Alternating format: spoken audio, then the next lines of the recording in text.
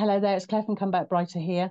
Right, so first of all, I just want to say that I've been going through some stuff recently, some pretty big stuff, and I want to share it with you, but I'm not. It's not quite ready yet. It's not quite finished.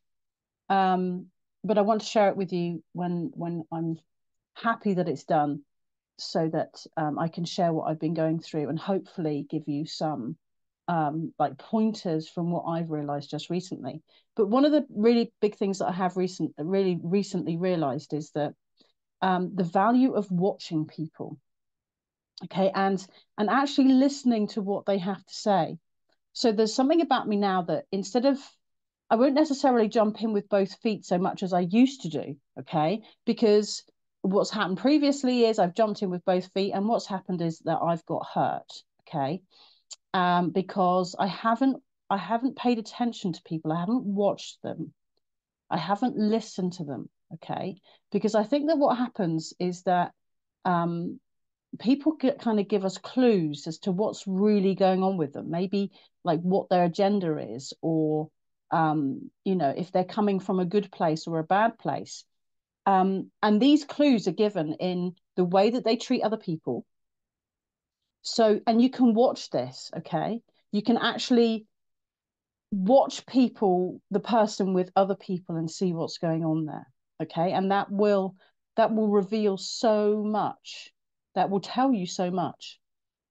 Um, and actually listening to the things that they say, because they give clues away to what's actually going on for them in the things that they will say to you. And I think sometimes maybe there's a bit of arrogance with it too, that they give clues away because they think you're too stupid to hear it, too stupid to pick up on it, too stupid to realize what's really going on.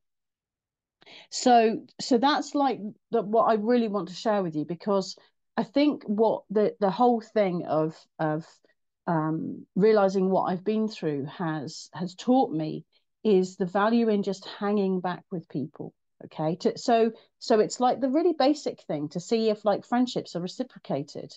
So if maybe someone talks to you and they give you like a big splurge about everything they've gone through their life, to see if they're interested in you and they want to know about you. Um, and that tells you a lot. So it's like all these little clues about people. But the really interesting thing is, at the moment, there's something I'm going through is I'm also talking to my 11-year-old son about it. Because what I want to do is I want to teach him. I want to teach him about these things so he can learn at 11 instead of having to learn in his 40s like I am. And hopefully then that will mean that he's protected in the future. But one massive thing that I'm realizing is that like boundaries just aren't a thing. Okay. And also that people don't listen to their intuition about people. So I'm seeing situations at the moment where there's like blatant disrespect of people's boundaries going on, and they're not comfortable with it, but they don't realize that it's up to them to do something about it. They're much more concerned with, I don't know, keeping the peace or not upsetting people, or um, like being a certain kind of person, than they are in actually putting up boundaries for themselves and for their children.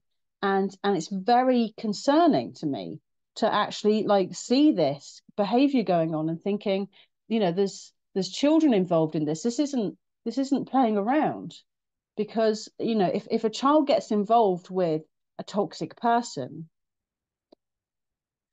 what happens is that child becomes like habituated to toxicity, and that can like be the foundation of the whole of their life. And when our children are vulnerable, our children are vulnerable 100%. They don't have life experience, they need guidance, they need help, they need protecting. It's up to us to stand up and stand in the way. So if you're a parent, it becomes doubly important for you to not only watch people and listen to what people are saying to you, but also to step in and protect your children where that's required. And the priority is not the other person. The priority is not you. Your priority is to protect your child. And I think some of it has been because I've been out of the UK for like 12 years and I've just come back to the UK. It's like the world has, everything's changed. Or actually really what has happened is I've changed and I've come back now, and I can see these things much more clearly than I would have done previously. So when I went to France, I wouldn't have seen these things. I wouldn't have known that boundaries were a thing. I wouldn't have known that this was an issue. But coming back and seeing it, it's so important. So that's my tip for you, is to just watch people, okay? See them with other people, and see the dynamic that goes on there. See if the other person is comfortable with what's happening. See what they're saying, if they're gossiping or anything. See, gossip for me now is like a massive red flag. And I think the other thing as well is, and I say this a lot in my videos, but I think it's a really important point to like reiterate, and that is that, you know, it's about trusting yourself, and it's about recognizing the red flags and taking action on those red flags at the beginning, not letting it get too far, not letting yourself get too emotionally involved so you do get hurt by them. Okay. And that's absolutely massive. Okay. And I would say now I am what, 8 years no contact now. And that's something that has been a struggle for me. So, and I recommend this book to everybody, right? And I've said this before, but I'll say it again. And this book is called The Gift of Fear, and it's by Gavin de Becker. The Gift of Fear by Gavin de Becker. Now, it's not actually like, it's not really, it's quite it can be quite a triggering book, so I will warn you that. And it's about horrible things that happen to people, not necessarily like bedtime reading. But I think the importance of the point of the book is to teach you to get back in contact with, get back connected with your sense of intuition, which is the thing that keeps you safe. And if you've got children, is to teach them as well to listen to that little voice that says, maybe not such a good idea. I don't like this person. I want to come away. I want to, I don't want to be close to them. So they leave. So it's a really important book. And I actually think that probably everybody should read it. Because I think there's so many people that have been through trauma and are actually unaware that they've been through trauma, and how much it's making them not listen to that voice. And that voice keeps you safe.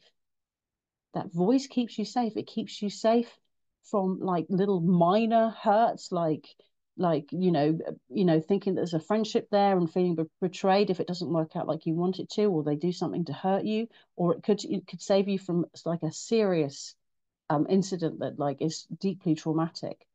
So read that book, okay? As a like a, if you don't do anything else from listening to this, then just read that book, because it is so important that you reconnect. The whole thing about narcissistic abuse is about disconnecting you from your intuition, because it's your intuition that says this isn't right.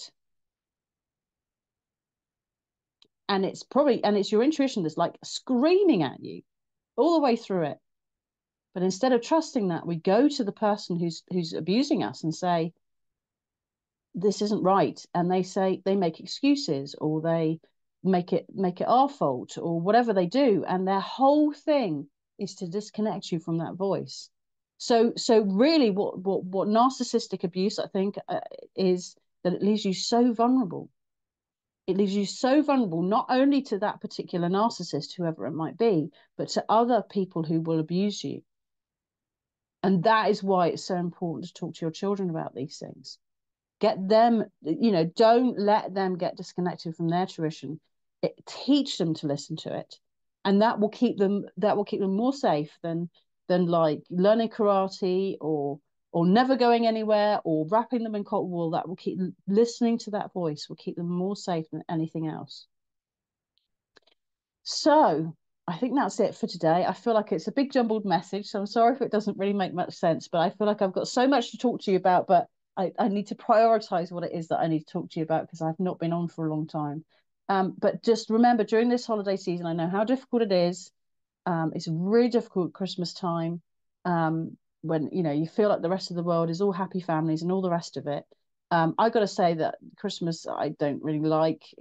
I'm quite happy just to not do anything for the day. Um, but but whatever. Um, because I don't know, it's always been something that's been like ruined.